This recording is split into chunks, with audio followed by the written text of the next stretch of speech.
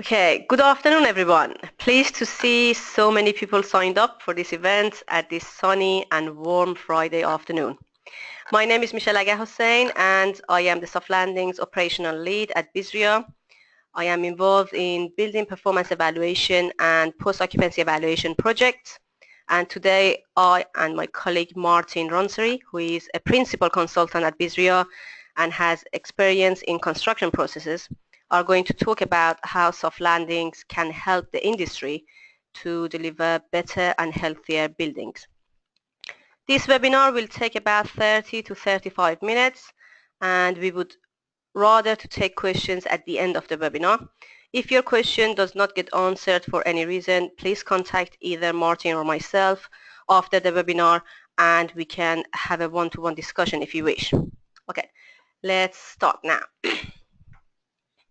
Martin and I will cover 3 points in this presentation. If I can move the slide, yes. And first of all, I will give you a brief introduction about soft landings process and well-being in relation to buildings and how your projects can benefit from soft landings. I will also briefly explain about government soft landings, known as GSL, and how it's originated and what are the similarities and differences between GSL and BSRIA soft landings. Martin will then explain how soft landings and BIM in general should or could work together, and he will also briefly talk about government soft landings and BIM level 2. And as usual, we will finish the webinar by a summary of what we have covered, and if you would like to know more about soft landings and how you can implement it in your projects, I am pleased to say that BSRIA is staging the second soft landings conference on the 16th of June this year, which will be held at the RIBA headquarters in London. The conference will give you the opportunity to hear more from the practitioners about soft landings and how it works on real projects. And I'm also very pleased to say that Peter Clegg, who is the chair of the RIBA Awards panel and has got 30 years experience in designing high-performance buildings, is the keynote speaker at the conference. If you are keen to know more about the conference, please contact us after the webinar. Let's start with well-being. Well-being is not a new concept, although the construction industry in the UK has only recently started to pay attention to it.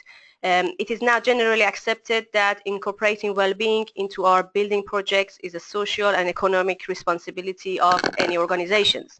New generation view their own well-being and mental health as the ultimate bottom line and are not prepared to make any sacrifices when it comes to their health and happiness.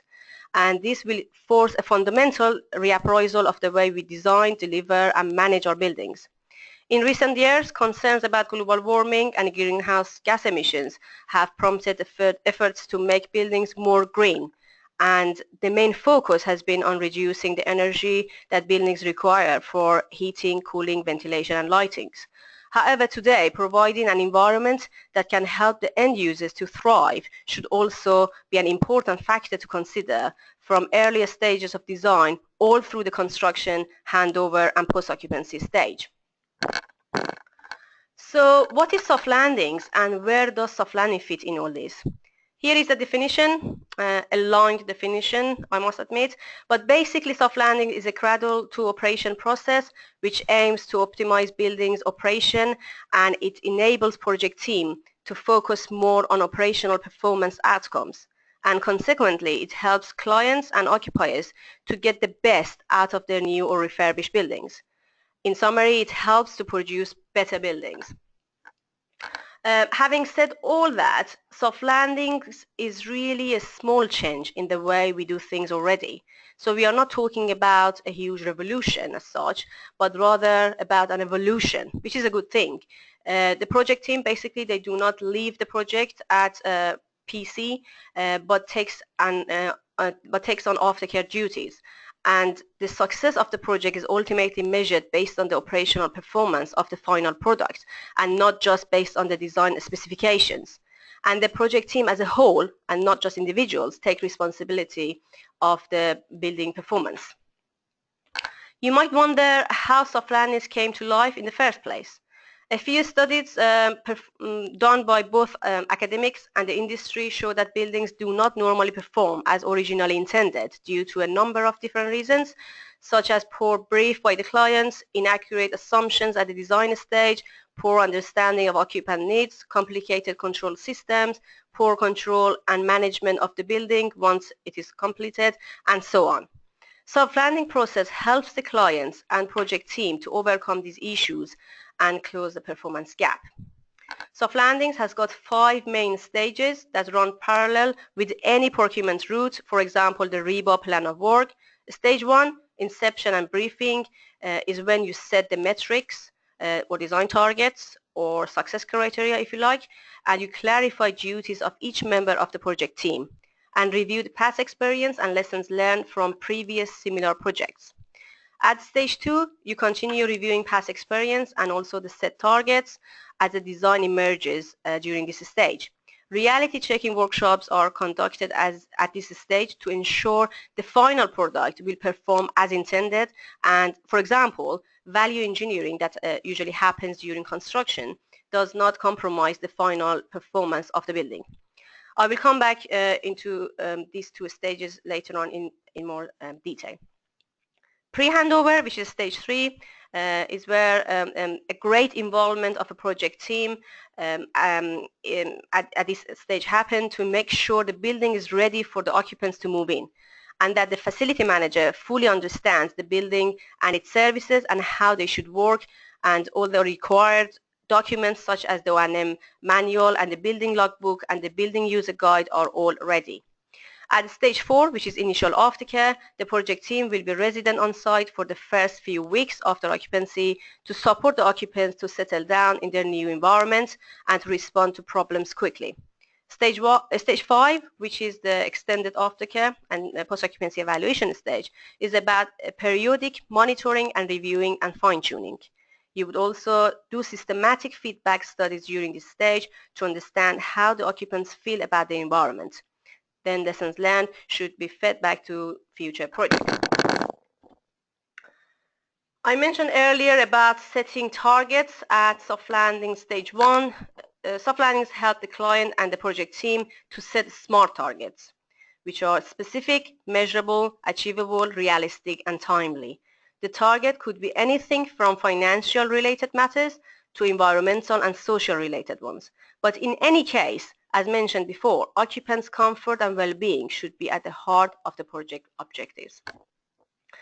We have so far identified 3 main categories and 18 different subcategories of features that can have impact on occupants' comfort, health, and happiness. And these categories can be considered when the project success criteria are being set.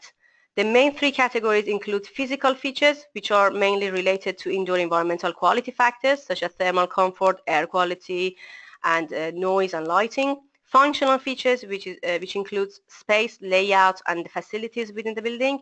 And the 3rd category is psychological features, including, for example, having access to outdoor views, greenery, and having some degrees of control over our immediate environment. These subcategories can obviously be broken down again depending on what the client wants from the building. Pit stopping, which is a series of reality checking workshops that are mainly done during stage 2, is to assess a building from the perspective of its operational outcome, not just the design input. Because not always the design inputs will naturally emerge as operational benefits. For example, you can see it from the screen that this is actually an office building, and daylight sensors were incorporated in the lighting systems to reduce energy consumption in this building.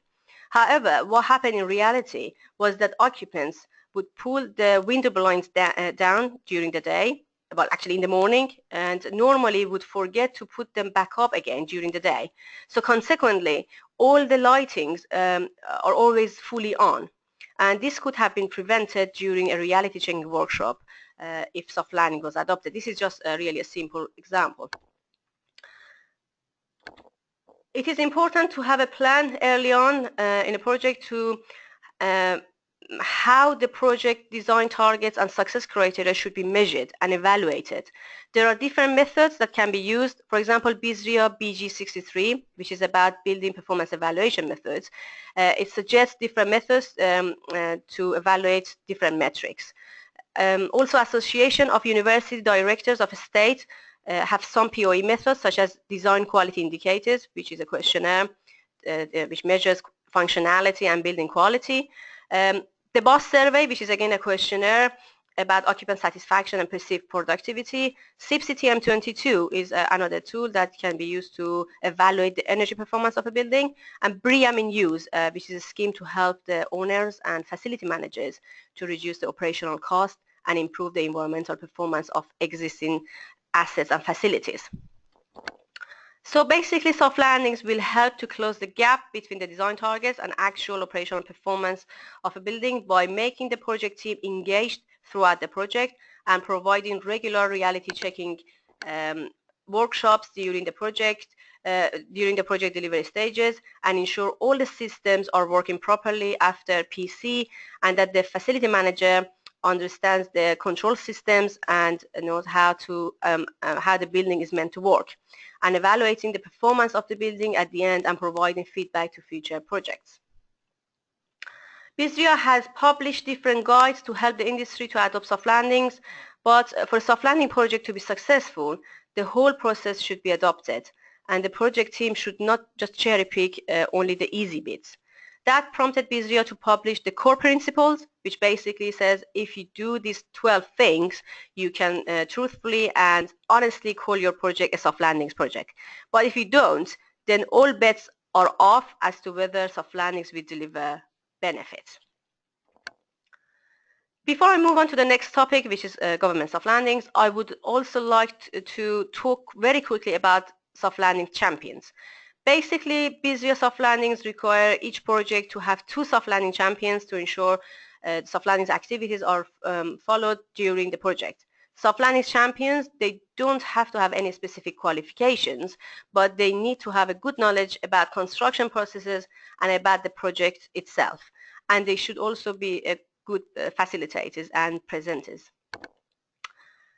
Government soft landings, here is a definition. In 2012, it was seen as an opportunity to incorporate principles of soft landings concept into the procurement of centrally funded projects, and they called it government soft landings. The main purpose of government soft landing is to reduce cost and improve performance of asset delivery and operation. BIM will be used, is used as a data management tool to assist the briefing process. There are similarities and differences between GSL and BSRIA soft landings. And for similarities, for example, both GSL and BSRIA soft landings focus on the need for better collaboration between the procurement team and the client rep. And in terms of differences, government soft landings recommend the soft landing champion should be appointed, should be a member basically of relevant government department, while BSRIA soft landings, as I just mentioned, recommend 2 soft landing champions should be appointed, one from the client side and one from the supply chain side. The implementation of soft landings is aligned with the government public sector policy for the implementation of BIM, but BSRIA soft landings does not require BIM to be adopted, but of course BIM can be used as an important tool to manage complex projects. And government soft landings require some key aspects to be addressed during the project, such as functionality, environmental performance, FM operations, training, commissioning, and handover. But BSRIA soft landings framework is less perspective and give more freedom to the project team to set the key project objectives. At this point, I'm going to pass basically the microphone to my colleague Martin, who is going to talk more about BIM and soft landings. Thank you, Michelle. On my part, I'm going to start with some misconceptions on BIM and soft landing. So BIM means Building Information Modeling, and it also stands as Better Information Management because it's really a managing tool and protocol for the information and data produced and exchanged on the project. It's important to understand that BIM doesn't resume itself to a 3D model, produced in Revit, AutoCAD, ArchiCAD or Vectorworks, to quote only a few. And also 3D BIM is not BIM level 2 on its own, because BIM level 1 already considers the production of 3D models. The perception that soft landing is additional work or task is misleading, and it's only a process that helps the client in achieving their objective by using a more collaborative approach towards the consultant, contractors, and end users. If you're not aware of what BIM consists of, you will have to start with the Bill-Richard wedge diagram, also called the core maturity model, where different levels of BIM have been defined. Currently there are 4 levels, and more may come in the future decades.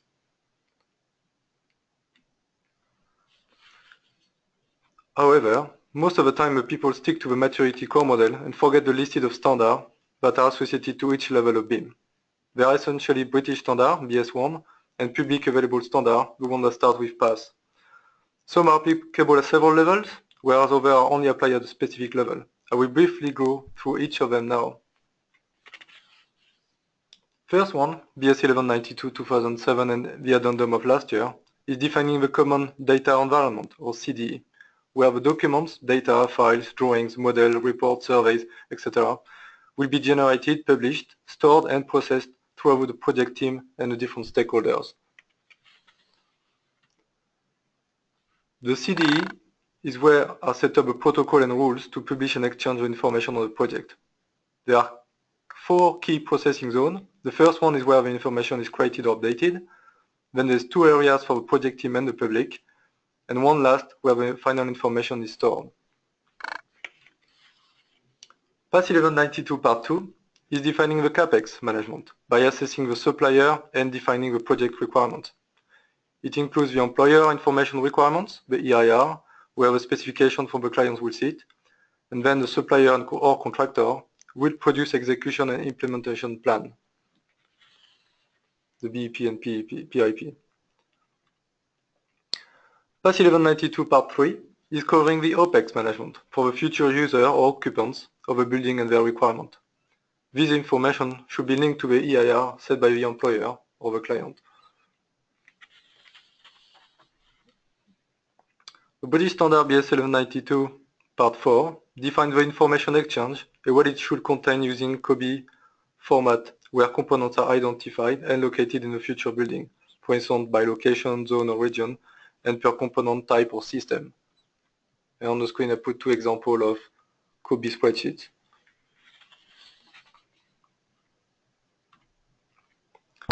On some projects, there is a necessity to enforce the security of information across the different stakeholders. This is where the PASS 1192 Part 5 becomes relevant and applicable. It requires that an asset security manager is appointed to the project team to set up and manage the security protocols. You may be aware that the General Data Protection Regulation, GDPR, that will be enforced next year, it will require a data protection officer to manage personal data and personal information even on projects.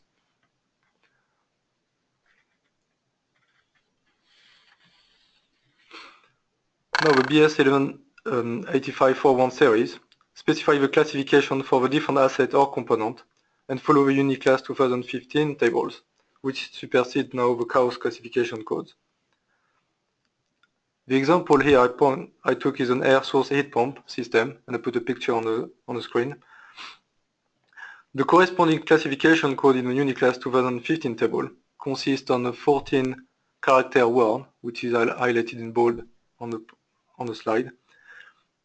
In comparison to the old chaos classification code, only 3 characters were used, T5O.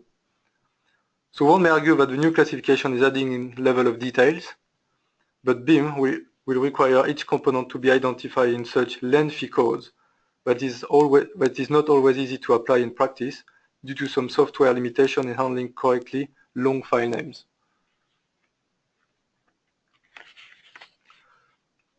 BS 7000 Part 4 defines a digital plan of work that usually aligns with a RIBA plan of work and the different stages you can see on the construction project.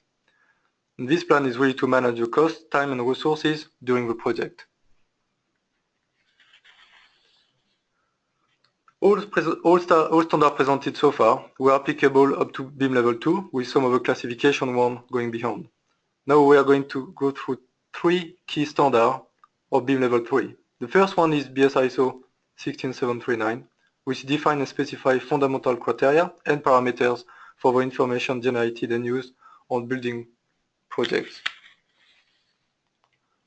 The second one is BSISO 29481 Part 1, which integrates several components that were already in BIM Level 2, such as the CDE, information exchange, digital plan of work, and object classification. The last one is BSISO 12006 Part 3, which defines a framework for object-oriented information. And this standard is particularly using the Express language for data modeling. Now let's look at the particular case of a BIM Level 2 mandated since last year by the UK government. The key purpose of it was to improve the delivery of the buildings on the financial, energetic, and valuable aspect.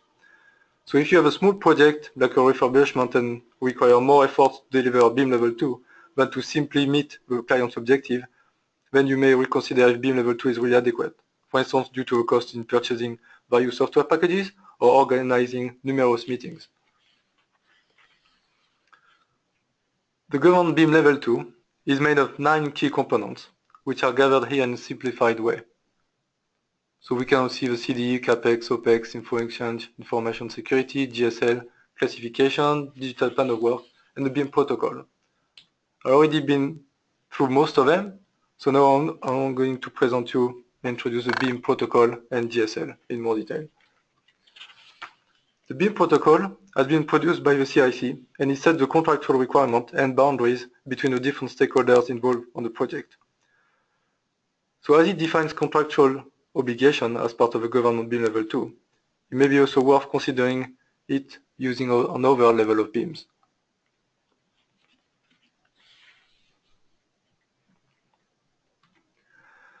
Now coming to GSL, the key aspect is the definition of the golden thread that is made of 3 components.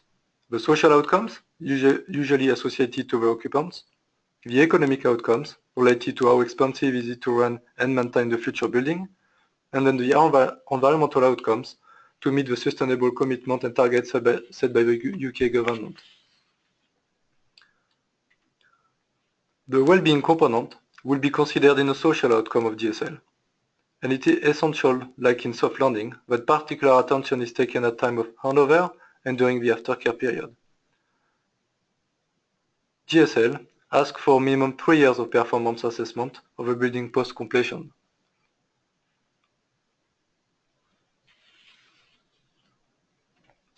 And there are a few guidance on how GSL should be implemented. The golden thread should be defined at the beginning of a project, during the brief and carried over the entire project duration.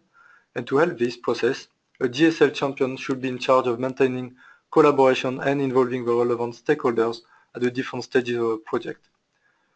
There is also an incentive to feedback on POE results to the designer and building contractors on how well the finished building is performing and to feed BIM data to the asset management system, such as the CAFM. The GSL process does align with the BSRIA guides on soft landing, which are seen as the best industry practice, and is supported also by the recent published standard BSS 536 Part 1 and 2. If you are a member of BSRIA, you can download all these publications for free on our website. Now, how can we integrate soft landing into BIM? Well, the UK government has already stepped in with the GSL being part of BIM Level 2, because it's one of the 9 components or key parameters of BIM Level 2. The simple approach would be to understand that soft landing is a process, BIM is a multitude of processes, and these two could be easily combined along the phases of a project. So, people who have a mechanical background or previous experience in the automotive industry, they may visualize that soft landing as an additional gear to the gearbox of BIM and in order to improve the performance of the delivered building.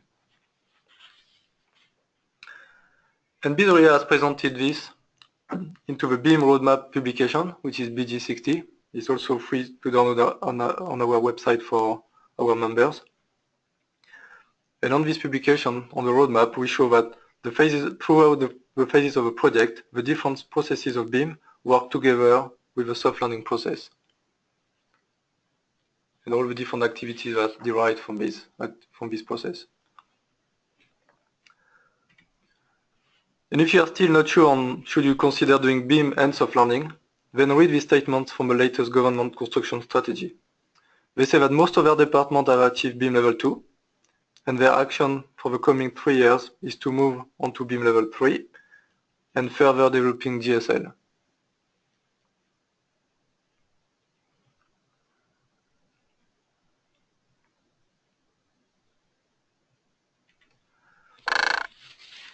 Also, the NBS survey on BIM practitioners this year report that 70% are at level 2 and 7% at level 3. The main showstoppers in the evolution of BIM and indirectly of soft landing were a lack of in-house expertise and clients not asking for BIM or soft landing. So if you are struggling to understand the different requirements to deliver a particular BIM level of BIM on a project, or are not being able to implement this requirement or don't even know how to integrate them with soft landing approach, or sometimes don't really know how to request them or specify them in the invitation to tender, then BSRIA will be able to assist you from the start to the end of a project and at all levels of stakeholders, from a client to a manufacturer. So finally, to summarize this webinar, soft landing is really about a mindset, a philosophy, but on the operational outcome and understanding of meeting the needs from the client. And also soft landing is helping the project team to collaborate in delivering a better and healthier building. So as BIM is doing in helping the project team in better managing the building information. So this way of thinking will really need to culture change within our industry. Thank you very much for listening to this webinar. So now if you got any question, please put them in the question box and I try to go through them. And if I'm not able to answer them or see them, we will respond to you by email afterwards. So please ping all your questions or queries on the question box. Alternatively, you can email directly Michel if it's really on a question on well-being, or myself if it's a question more on integration with BIM and soft landing and GSL.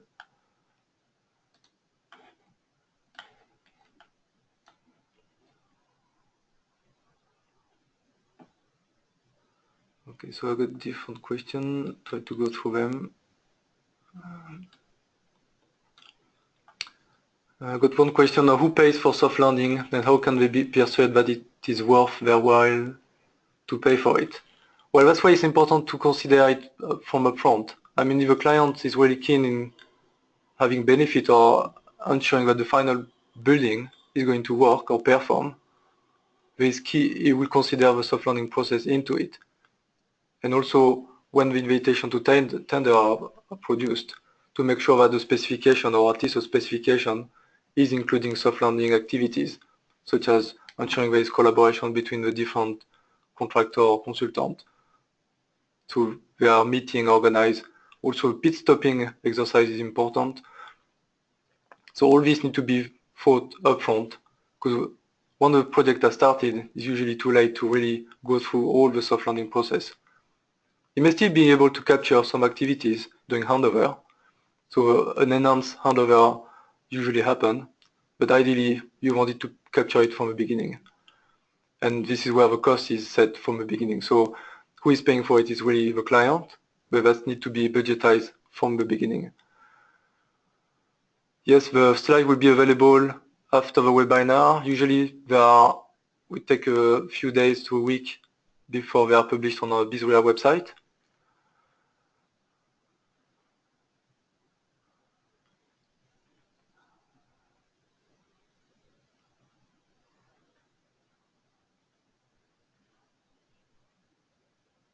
Another question, are there any examples where soft landing has been implemented and where the measured value of the approach has been shown?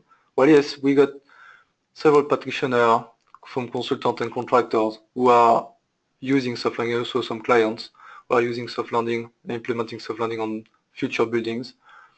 Some of these buildings are being completed, they are ongoing POE, so we're still just getting the feedback on the measured value. And it's really how they set up the success criteria, or if you were doing GSL, the golden thread. So all these criteria will be measured at the end on the running building, occupied building, and this is where they will be assessed. So there are some projects they done that.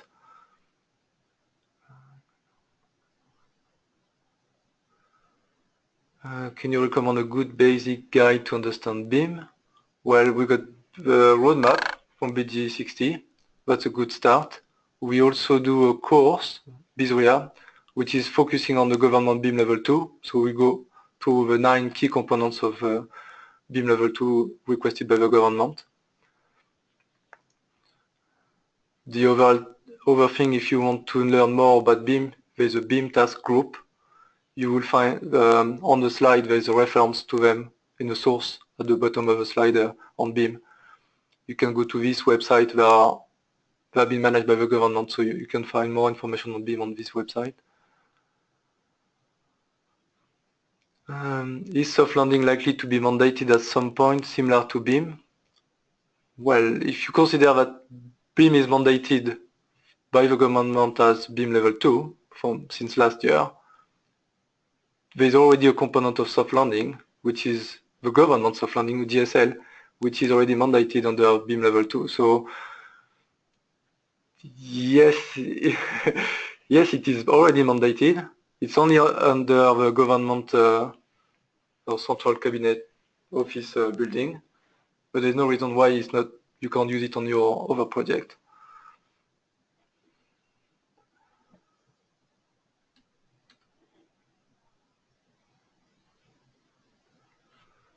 So gonna wait a few more minutes if you got more questions or queries and you want to pop in the question box.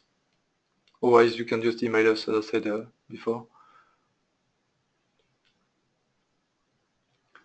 Someone's asking actual measured benefit number from projects. I don't have any number from top of my head.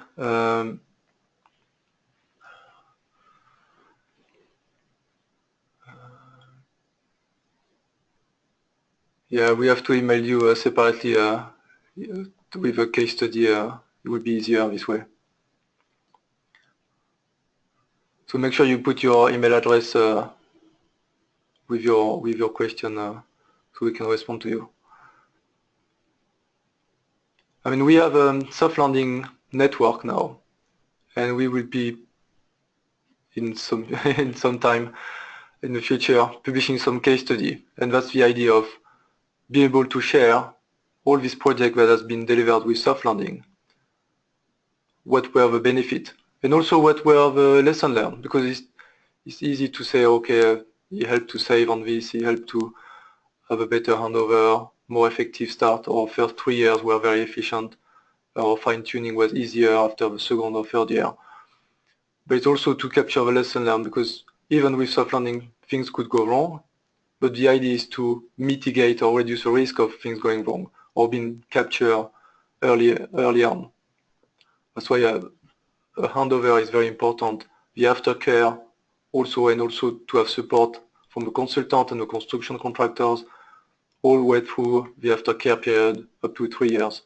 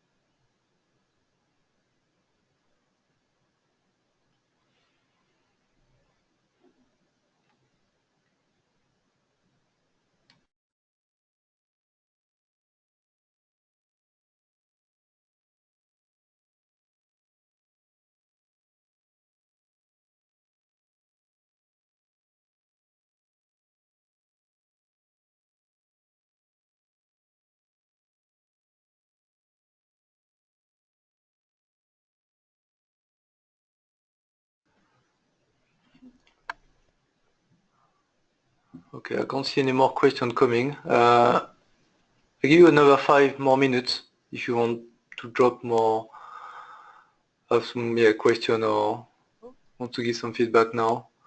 And then after I will close this webinar. So another 5 minutes. Thank you.